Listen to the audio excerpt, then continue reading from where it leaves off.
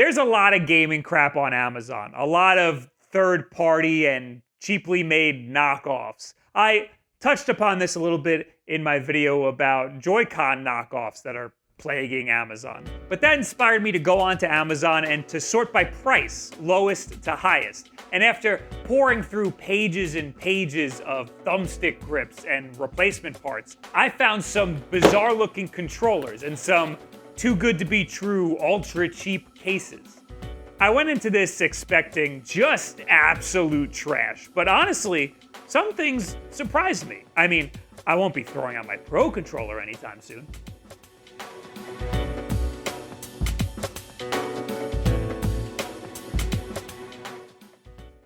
This video is sponsored by Adorama.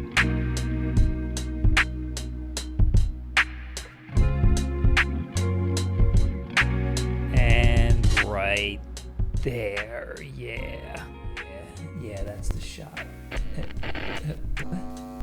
Oh, whoa.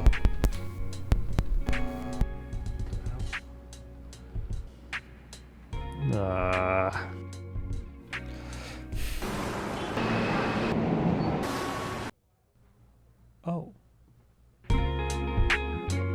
Obviously, in my line of work, I go through gear super fast, and Adorama is just a short train ride away, and they've been super helpful getting me the gear that I need. Of course, they're online as well. I'm one of those people that likes to preach that it's not about the gear, it's about the person behind the camera and how you use it, but that's easy to say when you're talking in front of thousands of dollars worth of equipment. Adorama provides creative people with the tools and expertise to unleash their inner creator. Cameras, microphones, tripods, lighting, and even streaming equipment, gaming stuff, and a whole bunch more. And if you don't want to drop too much money, they even have a rental service, which I took advantage of in one of my previous videos.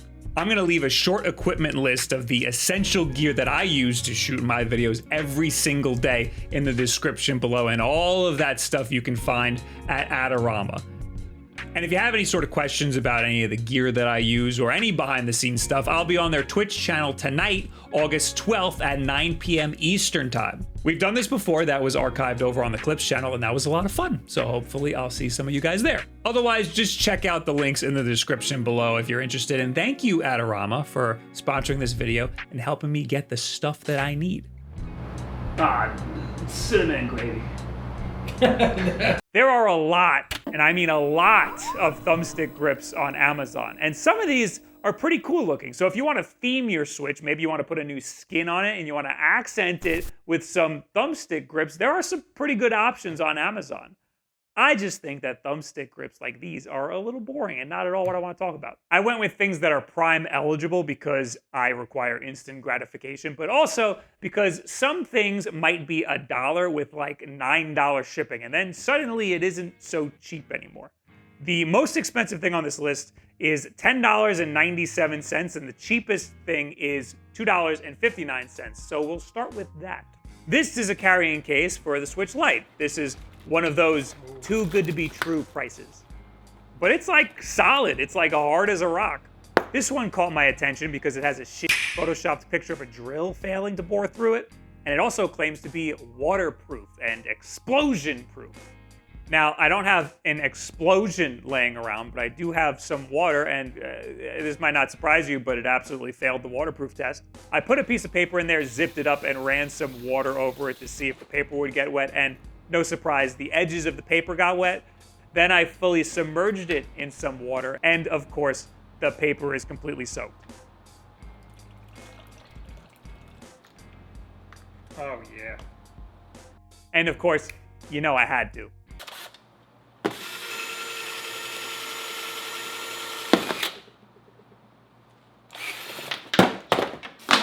And that went about as well as I could have expected it to go. I mean, for $2.59 though, this isn't a bad Switch Lite case. It's just their claims are ridiculous.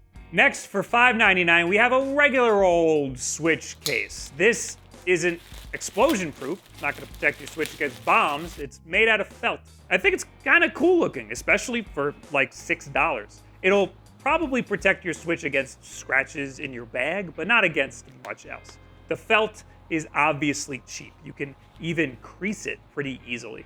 It's very similar to this other felt one that I got that's Mario themed, except that this one has snaps. You're paying an extra 60 cents more for the theme. It's a pretty good price for what you're getting. But again, I felt like I could probably rip it in half from the seams if I tried hard enough. Just like the other felt one, it'll protect you from scratches, but that's about it. For this price though, these aren't that bad. Then for $6.98, ooh, we're getting expensive. We got this Switch Lite case by Dobe. Now this one's not explosion proof, but it does have a picture of it breaking the floor. I actually kind of like this one. It has room for 4 games, it's hard plastic, and has some foam inserts so you can bang it around a little bit, as long as it doesn't land on the triggers. Then the triggers might break. Make sure it doesn't land on your floor, because it might break your floor! The fatal flaw is that you have about a 50-50 shot of the lid closing the wrong way and taking the whole thing completely out of the case. But for $7, that's probably what you deserve. And I take it back, it's not 50-50, it's like 90%. I did it again. For $6.99, there's a Pokedex themed game card case, and I actually like this one a lot. It looks really cool, it's just not a game card case. You can't really hold your Switch games in here. The inside of the pockets are lined with an acrylic sheet, and there's no internal pockets for the games, so games will just slide around in it. It makes a great minimalist wallet, though, so this is a bad game case, but a great $7 wallet. It also has a magnet in it. I didn't realize that. You can't even tell. Where's the magnet? Also for $6.99, we have a cheap USB-C charge stand. You can charge a Pro Controller in it, and at the same time, you can slot 2 Joy-Cons into the back and have them charge. This is honestly a decent solution if you have a few Joy-Con laying around and want a place to put them so that you know they'll be ready to go whenever you need them. The Pro Controller spot has a magnetic USB-C dongle that you can just leave in your Pro Controller. It'll snap into place and charge whenever you slot it onto the charge stand. Oh.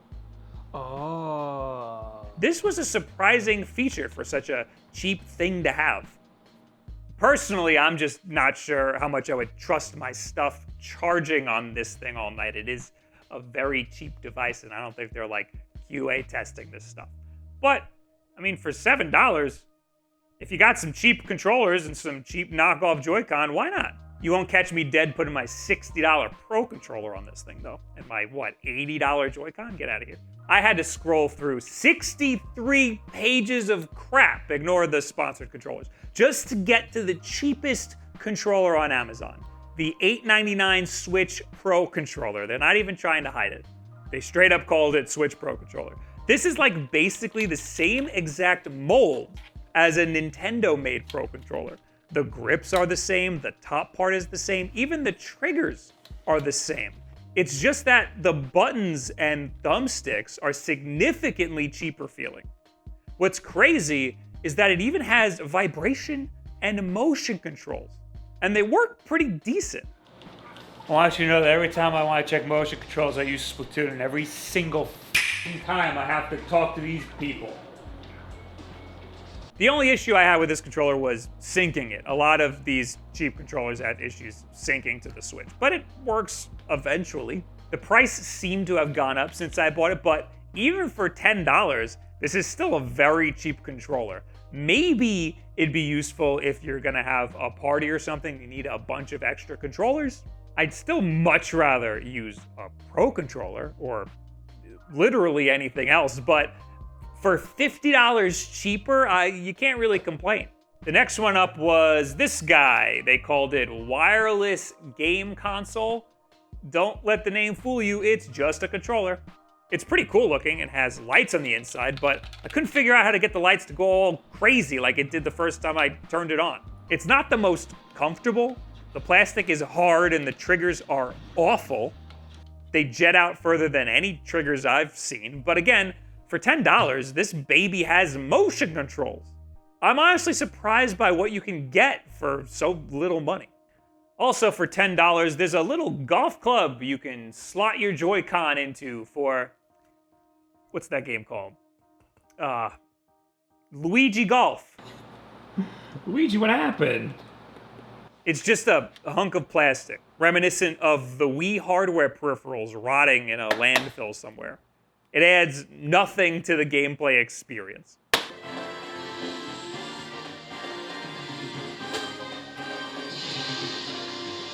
Give it more juice to it.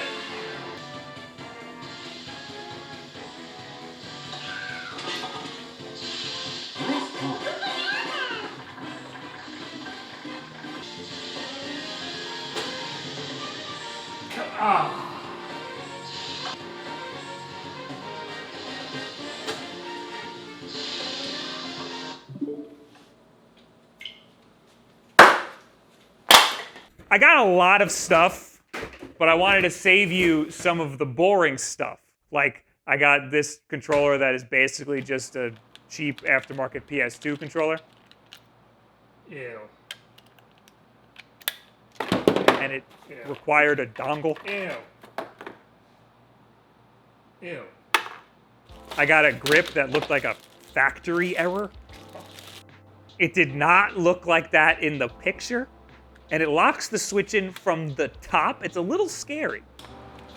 Get my Switch. Get my Switch out of here. All right, we're safe. The cheapest case that I found was the Switch Lite hardshell case. That was fine. It just doesn't let you press any of the buttons.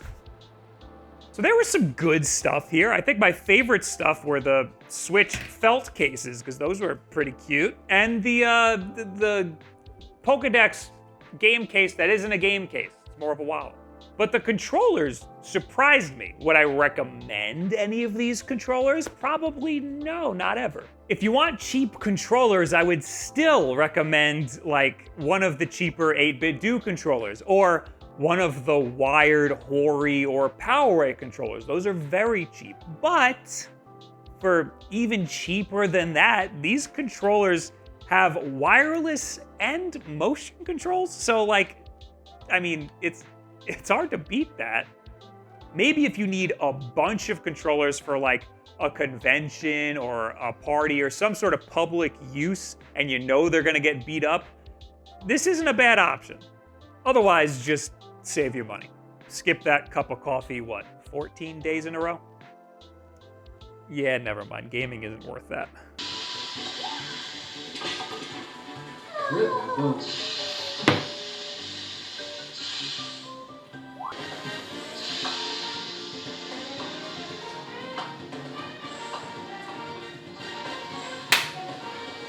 So what do you guys think about all this cheap stuff you can get on Amazon for the Nintendo Switch? There's more, there is a lot, but I promise you, it's not great.